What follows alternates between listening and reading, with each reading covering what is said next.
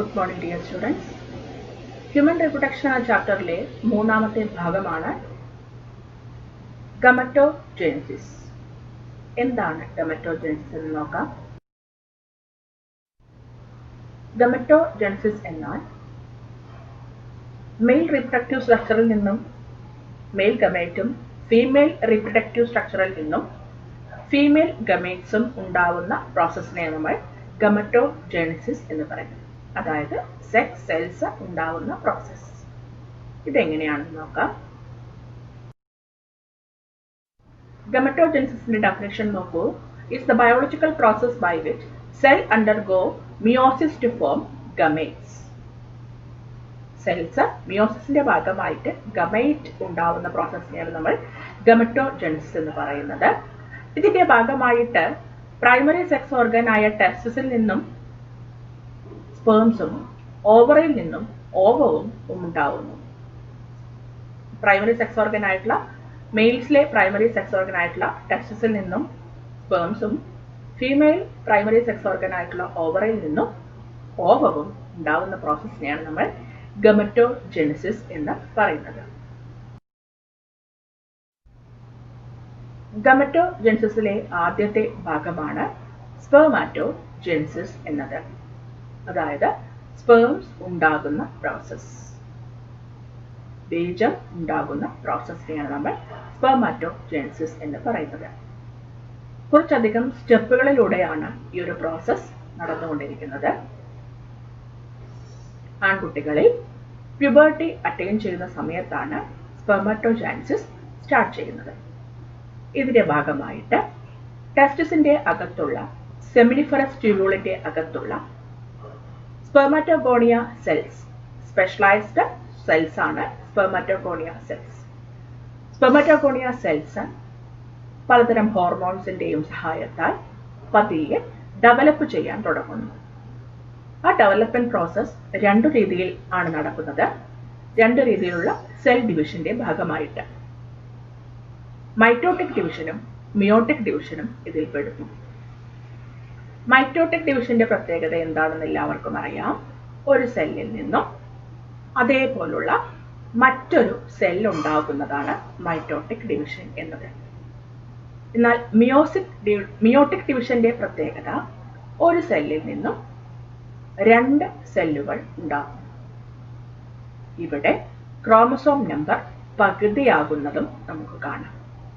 Mitotic ഡിവിഷനിൽ chromosome number same ആയിരിക്കും ഉണ്ടാകുന്നത്.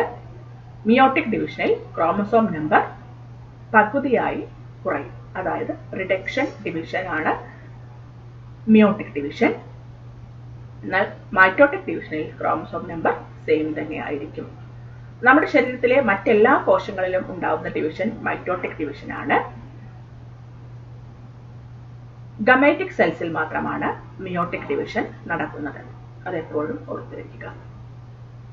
നമ്മൾ പറഞ്ഞു സ്പെർമാറ്റോജെനിസിസിന്റെ ഭാഗമായിട്ട് സെമിനിഫറസ് ട്യൂബുളിന്റെ അകത്തുള്ള സ്പെർമാറ്റോഗോണിയ സെൽസ് മൈറ്റോട്ടിക് ഡിവിഷന്റെയും മിയോട്ടിക് ഡിവിഷന്റെയും ഭാഗമായിട്ട് 4 ഹാപ്ലോയിഡ് സ്പെർമാറ്റോസോവൻസ് ഉണ്ടാക്കുന്നു.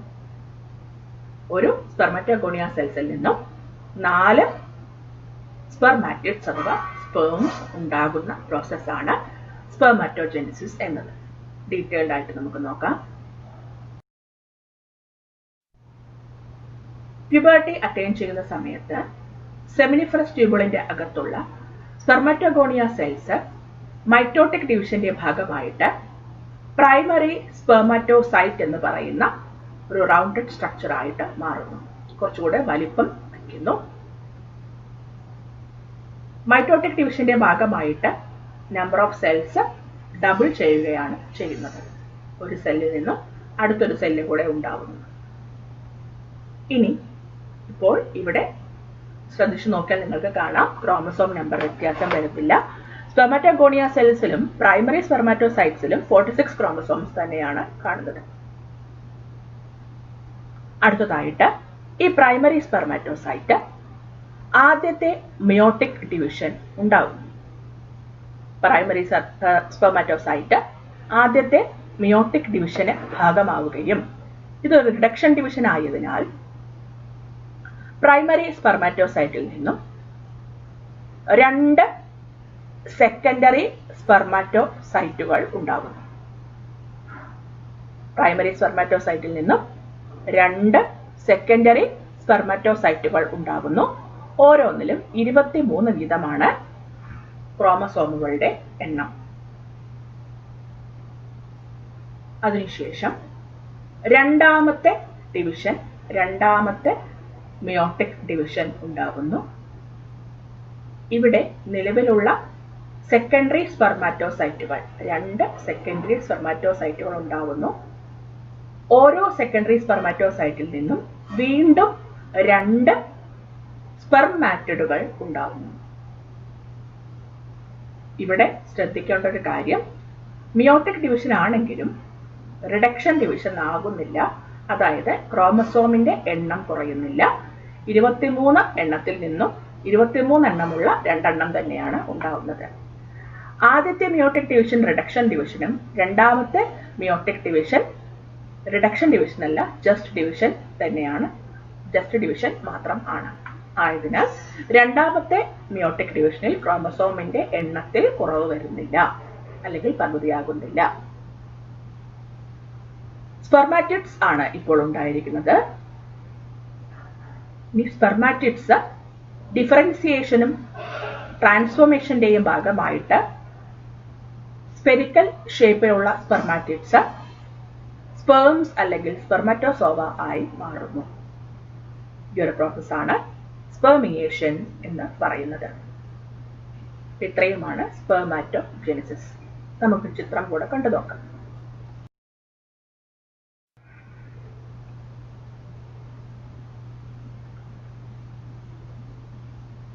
സ്പെർമാറ്റോജെനിസിസ് നോക്കൂ. ചിത്രം നിങ്ങൾക്ക് എളുപ്പത്തിൽ മനസ്സിലാക്കാൻ സഹായിക്കും. മെയിൽസിലെ സ്പെർമാറ്റോഗോണിയം സെൽസ് കാണുന്ന രീതിയാണ് ഈ കാണിച്ചിരിക്കുന്നത്. 44XY. മെയിൽസിന്റെ ക്രോമസോംസിൽ XY ക്രോമസോംസ് കാണാൻ പറ്റും. അപ്പോൾ 44 + 1 55 + 1 46, അങ്ങനെ 46 ക്രോമസോംസ് ആണ് ഉണ്ടാവുന്നത്. ഇത് മൈറ്റോട്ടിക് ഡിവിഷന്റെ ഭാഗമായിട്ട് പ്യൂബർട്ടി അറ്റൈൻ ചെയ്യുന്ന സമയത്ത് പ്രൈമറി സ്പെർമാറ്റോസൈറ്റ് ആയിട്ട് മാറുന്നു. മൈറ്റോട്ടിക് ഡിവിഷൻ ആയതിനാൽ സെയിം ക്രോമസോം നമ്പറാണ് പ്രൈമറി സ്പെർമാറ്റോസൈറ്റിലും വരുന്നത്. ഇനി ഈ പ്രൈമറി സ്പെർമാറ്റോസൈറ്റ് ആദ്യത്തെ മിയോട്ടിക് ഡിവിഷന് വിധേയമാകുന്നു. അതിന്റെ ഭാഗമായിട്ട് റിഡക്ഷൻ ഡിവിഷൻ ആയതിനാൽ 2 തരത്തിലുള്ള സെക്കൻഡറി സ്പെർമാറ്റോസൈറ്റുകൾ ഉണ്ടാകുന്നു. First meiotic division reduction division ആയതിനാൽ 46ന്റെ പകുതി 23 23 എന്ന ക്രമത്തിൽ 2 സെക്കൻഡറി സ്പെർമാറ്റോസൈറ്റുകൾ ഉണ്ടാകുന്നു. അതിൽ ഒരു സെക്കൻഡറി സ്പെർമാറ്റോസൈറ്റിന്റെ ക്രോമസോം പാറ്റേൺ എങ്ങനെയാണ് നോക്കൂ. 22X. അടുത്തത് 22Y. ഇത് ഫീമെയിൽ, ഇത് മെയിൽ ആയിട്ടാണ് വരുന്നത്. അതായത് 2 ക്രോമസോമുകൾ 2 ഭാഗത്തേക്ക് വിഭജിച്ചിരിക്കുന്നു. ഇനി secondary spermatocyte again second meiotic ഡിവിഷന്റെ ഭാഗമായിട്ട് ഓരോ സെക്കൻഡറി സ്പെർമാറ്റോസൈറ്റിൽ നിന്നും 2 വീതം സെൽസുകൾ ഉണ്ടാകുന്നു, സ്പെർമാറ്റോയിഡുകൾ ഉണ്ടാകുന്നു. ഇവിടെ നോക്കൂ, 22Xൽ നിന്നും 2 22Xും 22Yൽ നിന്നും ഇവിടെ 2 22Yയും ഉണ്ടാകുന്നു. ഇതിന്റെ ഭാഗമായിട്ട് 4 സ്പെർമാറ്റിഡുകളാണ് ഉണ്ടാവുന്നത്. ഈ ഉണ്ടായ സ്പെർമാറ്റിഡ്സ് ട്രാൻസ്ഫോം ചെയ്ത് മാറുന്നു by the process of differentiation. Shape just അങ്ങനെ മാറുകയാണ്. റൗണ്ടഡ് സ്ട്രക്ചറിൽ നിന്നും നീളത്തിലുള്ള സ്പെർമാറ്റോസോവ എന്ന് പറയുന്ന സ്ട്രക്ചറിലേക്ക് മാറുമ്പോൾ 2 22X ഉള്ള 2 സ്പേമും 2 22Y ഉള്ള 2 സ്പേമും ഉണ്ടാകുന്നു. അങ്ങനെ 4 സ്പേമുകളാണ് ഒരു സ്പെർമാറ്റോഗോണിയം സെൽസിൽ നിന്നും ഉണ്ടാകുന്നത്. അതാണ് സ്പെർമാറ്റോജെനിസിസിന്റെ പ്രത്യേകത. ഒരു സെല്ലിൽ നിന്നും 4 സ്പെർമാറ്റോസോവൻസ് ഉണ്ടാകുന്നു.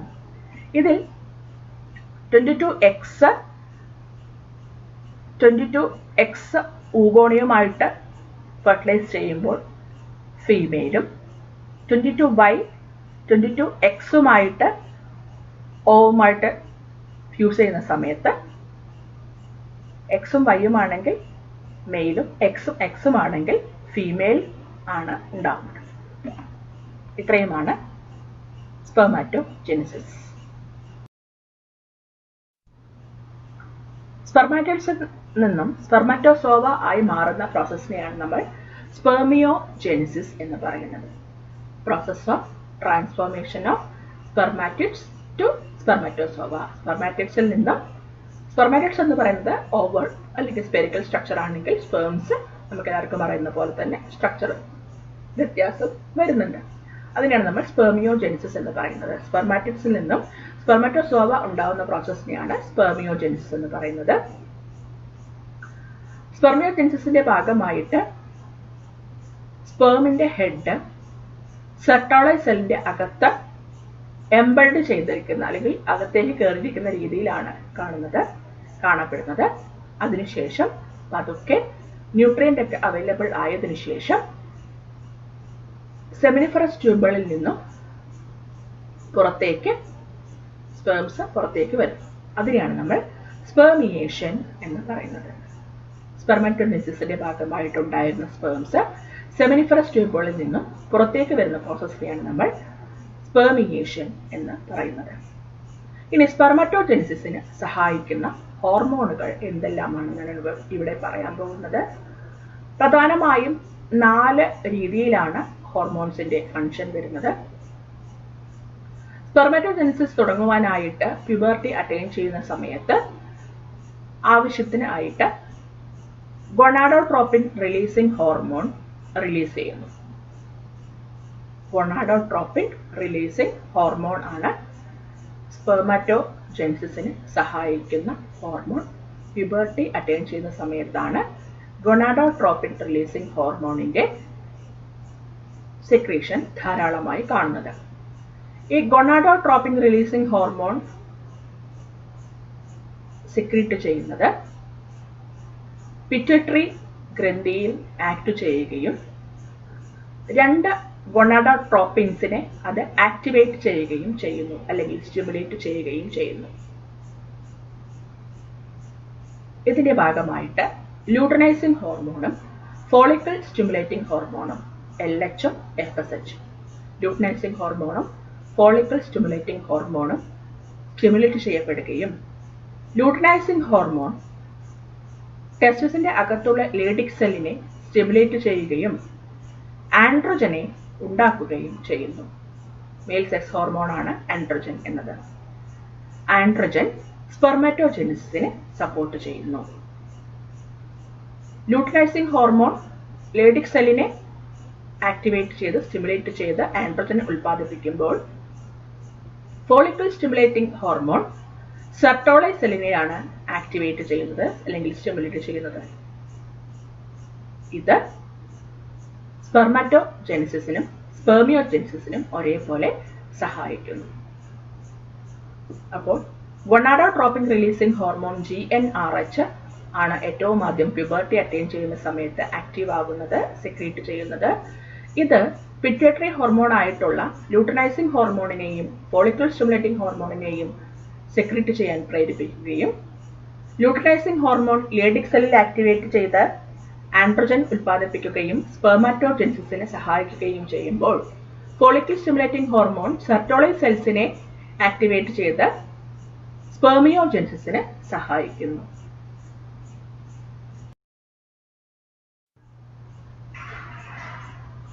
സ്ട്രക്ചർ ഓഫ് സ്പെർം എല്ലാവരും ഇത് ചെറിയ ക്ലാസ്സിൽ പഠിച്ചിട്ടുള്ളതാണ്, എങ്കിലും ഒന്നുകൂടെ ഓർമ്മപ്പെടുത്താം. സ്പെർമിന്റെ സ്ട്രക്ചർ എല്ലാവർക്കും പരിചിതമാണ്. ഏതൊക്കെ ഭാഗങ്ങളാണുള്ളത്? ഹെഡ് ഉണ്ട്, നെക്കുണ്ട്, മിഡ് പീസ് ഉണ്ട്, ടെയിലുണ്ട്. കൂടാതെ ആകെ മൊത്തം കവറിംഗ് ആയിട്ടൊരു പ്ലാസ്മ മെംബ്രെയിൻ എന്ന് പറയുന്ന എൻവലപ്പ് കൂടെ ഉണ്ട് പ്രൊട്ടക്ഷന് വേണ്ടിയിട്ട്. സ്പെർമിന്റെ സ്ട്രക്ചർ ഒന്ന് നോക്കൂ. ഇതാണ് സ്പെർമിന്റെ സ്ട്രക്ചർ. ഹെഡ് ഉണ്ട്, നെക്ക് ഉണ്ട്, മിഡ് പീസ് ഉണ്ട്, ടെയിലുണ്ട്. ഇതിൽ ഹെഡ് റീജിയൻ ആണ് ആദ്യം പറയുന്നത്.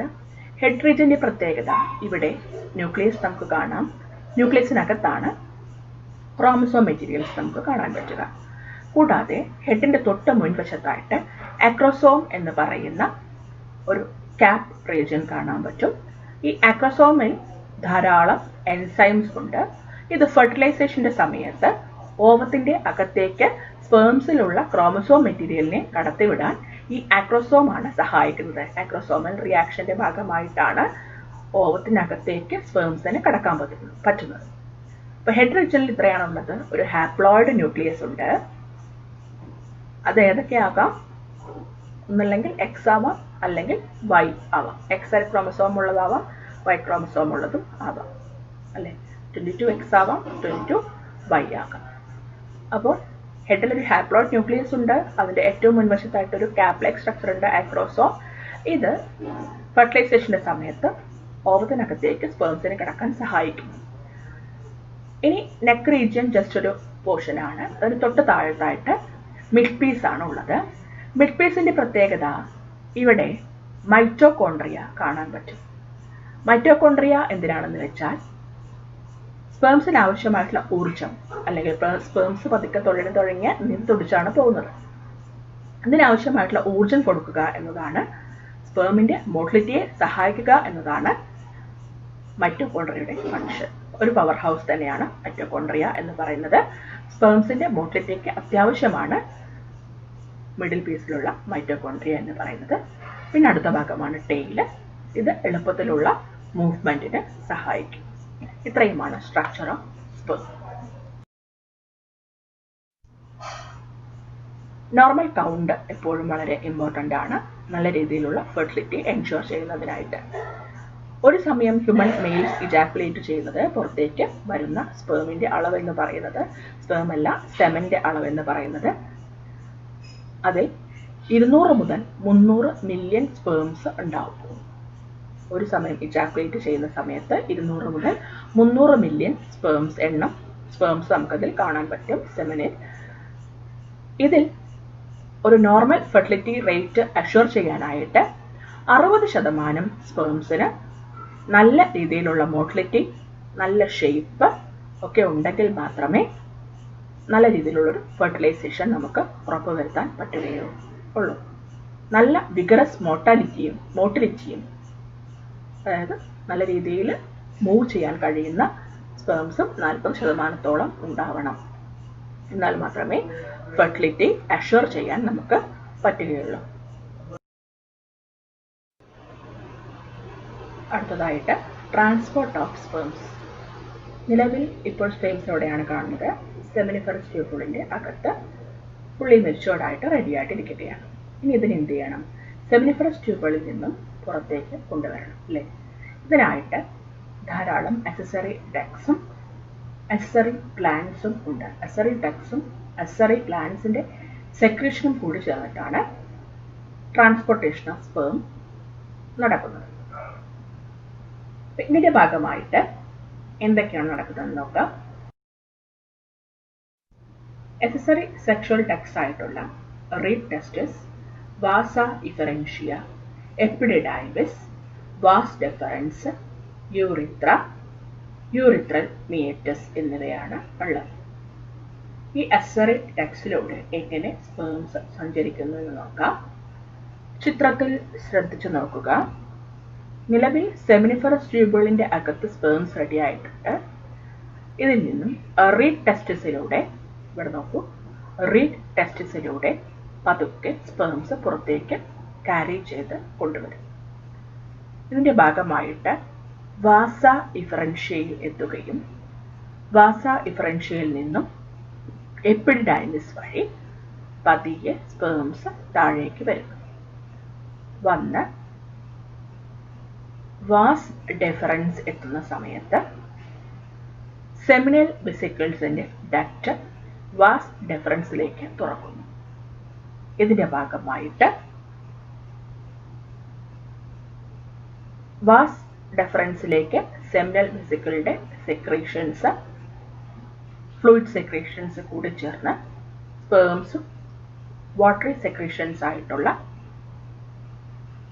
സെമിനൽ വെസിക്കിളുടെ സെക്രീഷൻസും കൂടി ചേർന്ന് സെമൻ ആയി മാറുന്നു.